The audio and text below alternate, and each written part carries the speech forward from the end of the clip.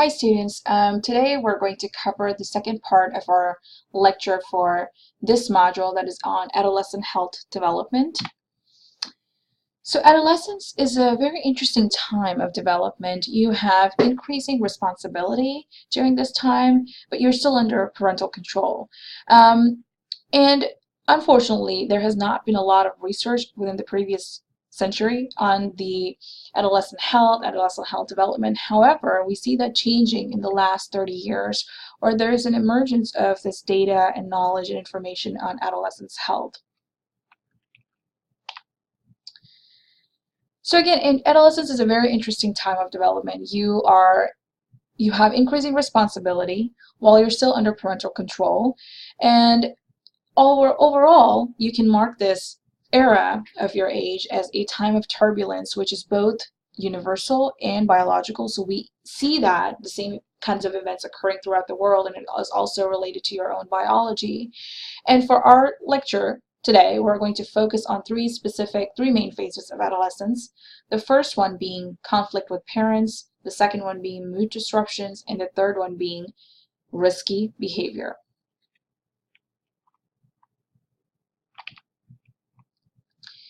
So when we talk about conflicts with parents,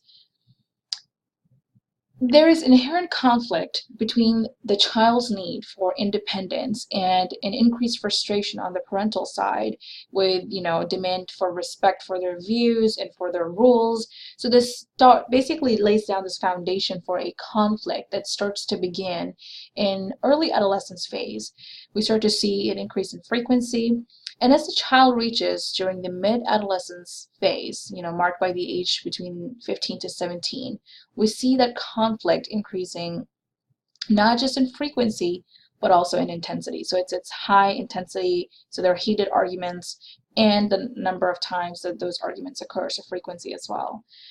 Now, when we talk about, universally speaking, so earlier I spoke about universal time of turbulence.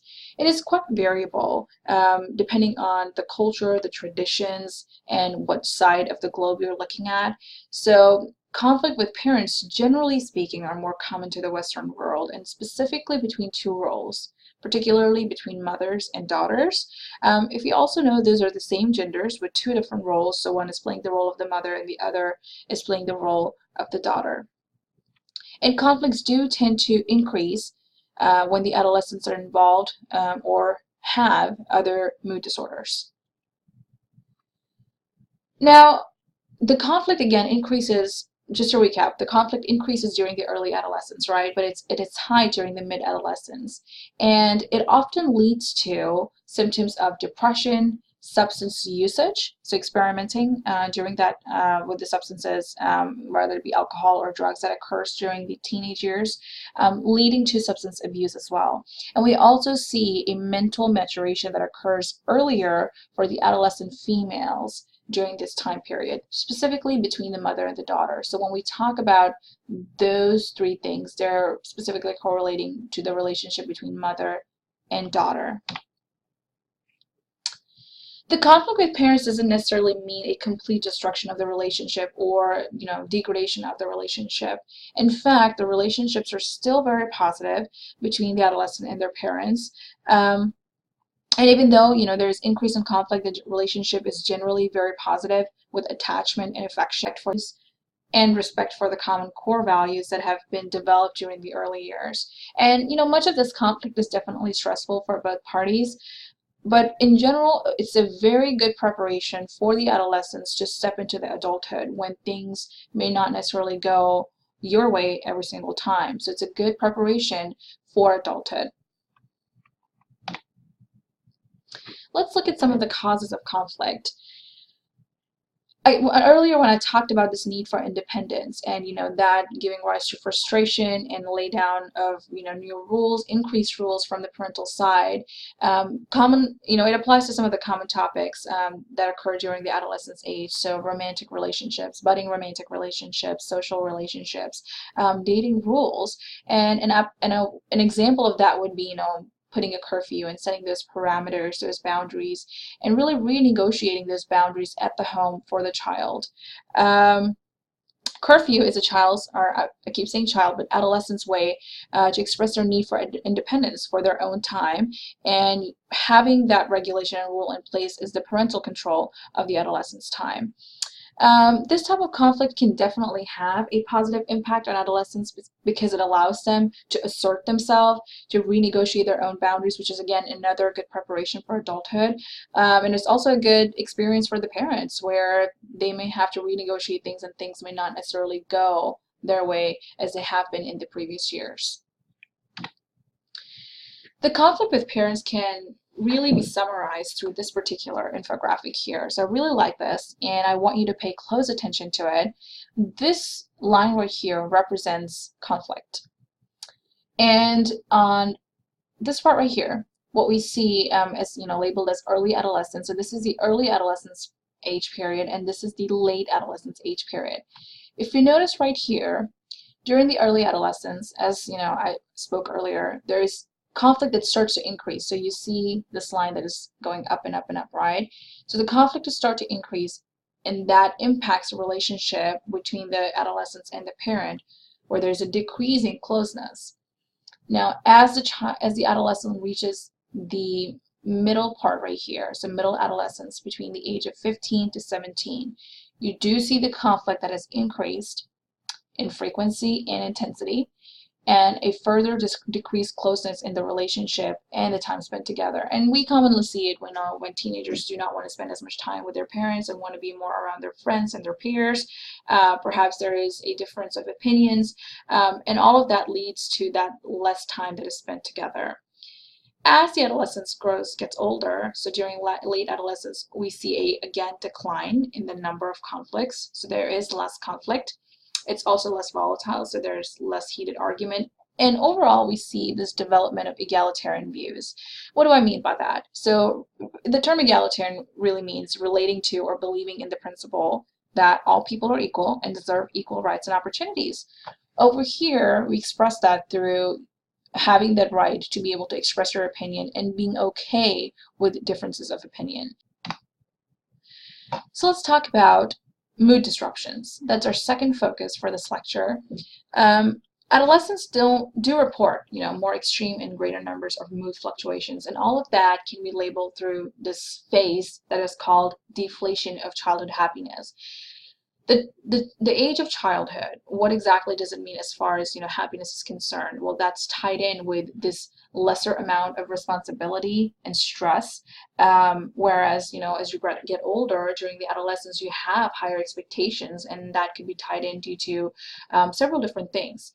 Well, we're going to talk about those. And those higher expectations are leading to a higher stress and pressures, particularly common among girls. And a lot of those things are related to life events. So some of this, some of the common examples could be not performing well academically in school, or facing problems within the household due to parental marital issues, or not being able to fit in a social setting. So not being able to really find the group of people that fits, that is the right group for you. So facing really low popularity, and it's a very basic way to put it, but these are some of the life events that are very commonly noted by adolescents that do increase that stress and anxiety for them as they transition from childhood to the adolescence age. Now, we do have studies that suggest that mood disruptions are related to cognitive development rather than hormonal changes. And what does that mean? The body, as the child grows older, definitely goes through a lot of changes, and one of the milestones is hitting puberty. But the mood disruptions are independent of puberty, as adolescents develop this ability to think more intellectually, more deeply, and abstractly.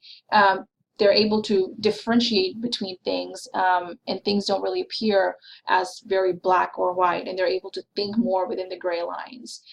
Now, what could be the causes of mood disruptions? I earlier talked about that. Higher expectations leading to higher stress. What could be the causes?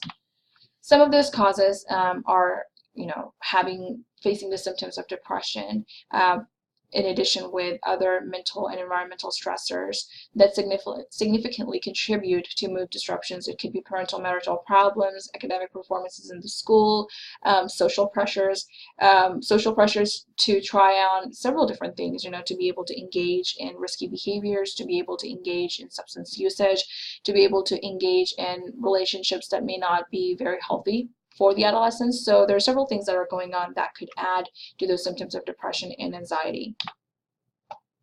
And that brings us to our third main phase or main focus during the adolescence, and that is engaging in risky behavior. What I wanted to do is quickly go through some statistics. So teenagers, heavily engaged, teenagers and early adults up until the early 20s, heavily engaged in risky behaviors during those earlier years. However, we tend to see a decrease as an adolescent grows older and transitions from teenage years to early adulthood. So an example would be crime. We tend to see that the incidence rates of crime and deviance really rise up until the age of 18, and then there's a significant drop in that. A good question would be, did we all really get smart on our 18th birthday and just to make sure that we don't act in a certain way that would get us in trouble? I would like to think yes, but we're able to think much more broadly, intellectually, and smartly. And that, again, comes with getting older. What are some of the other risky behaviors that we see? So, as I mentioned earlier, substance usage and substance abuse, risky driving, risky sexual behavior. And this particular one, risky sexual behavior, is actually much more common in late adolescence and during the emerging adulthood. Now, many authors and researchers say that risky behavior may actually continue up until the early 20s because the prefrontal cortex isn't completely developed until the age of 21 to 25. It may be different for every individual, but you're still developing mentally even during those early adulthood years. So adolescent decision-making and cognitive development is not necessarily finished until an individual is in their early 20s. We talked about those risky behavior categories earlier. I would also like to include illicit drug use and deviance into those categories. And a good question to ask is why? Why do teenagers, adolescents, and early adults engage in those risky behaviors, well knowing the consequences for them that could get them in trouble and several losses? Adolescents engage in those risky behaviors, right? So the question is, why do they do that? And all of that is tied with personality traits of sensation seeking and impulsivity. Unfortunately, we live in this time and era where every individual is almost obsessed with the sensation of instant gratification, right? A sensation that comes with thrill, adrenaline rush. And research proves that sensation-seeking, impulsivity, and instant gratification in adolescents can actually be tied to the early childhood problems. So making sure that those habits don't form during the early years can really help an adolescent make smarter choices as far as risky behaviors are concerned. 39% of the 8th graders, 62% of the 10th graders, and 72% of the 12th graders have experimented with alcohol by the time they're in their teenage years. And according to the 2013 Youth Risk Behavior Surveillance Study, YRBSS, performed on high school students, about 35% drank some alcohol while being in high school, 21% binge drank while being in high school, 10% engaged in drinking and driving, and 22% were passengers with someone else who drank and drove. Adolescent alcohol use, again, is a very significant contributor to unintentional injury. So if you have 10% who significantly drink and drive, 22% were passengers with drinking and driving, you can see why that would be such a huge issue, because adolescents who drink are also more likely to experience substance abuse problems, physical and sexual abuse, and unintended pregnancies, and even.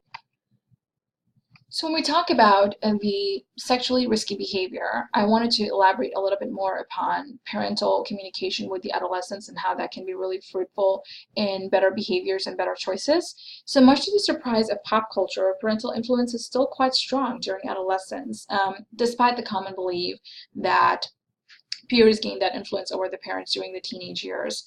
I mean, it is true, peer influence does increase, but parental influence still remains quite strong. And we can see that through parental monitoring and parent-adolescent communication, specifically between the mother and the daughter.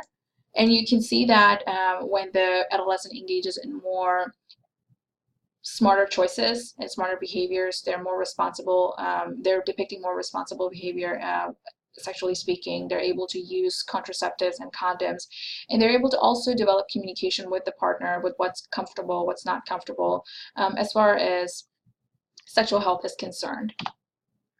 So towards the end, I would like to say that adolescence is definitely a time of transition. We do need increased public health interventions to reduce risky sexual behaviors, and those are crucial. I mean, there's great work that has been done as far as sexual health programs and sex ed programs that are concerned, but we do need to have increased public health interventions to reduce risky sexual behaviors and risky behaviors overall during the adolescent years.